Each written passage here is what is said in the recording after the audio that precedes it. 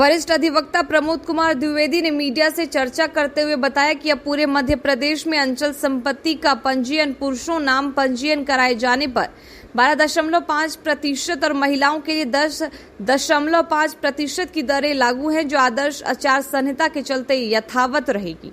दरअसल इस मामले में पूर्व में यह आदेश था कि नए वित्तीय वर्ष 1 अप्रैल से रजिस्ट्री कराना और महंगा हो सकता है।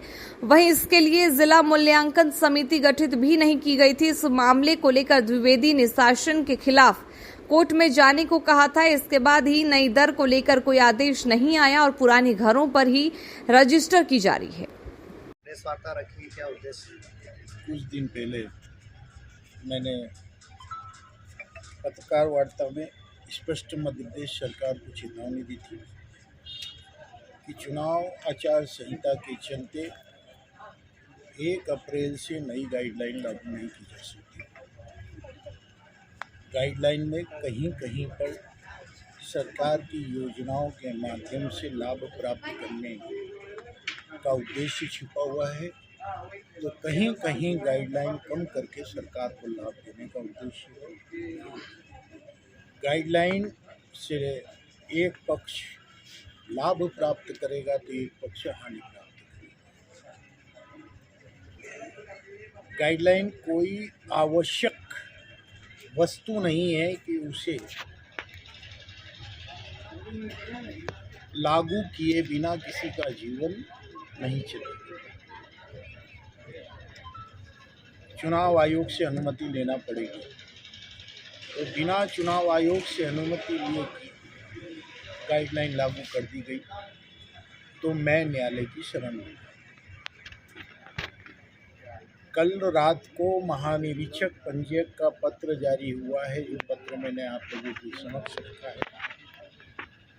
उससे स्पष्ट हो गया कि उन्होंने अपने पत्र में ही स्पष्ट लिखा है कि आदर्श चुनाव आचार संहिता के चलते 1 अप्रैल 2024 से लागू होने वाली गाइडलाइन नहीं लागू की जा रही है। यानी कि मैं सही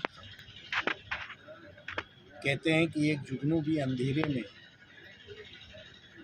रोशनी फैला देता है। जरा हिम्मत तो रखो।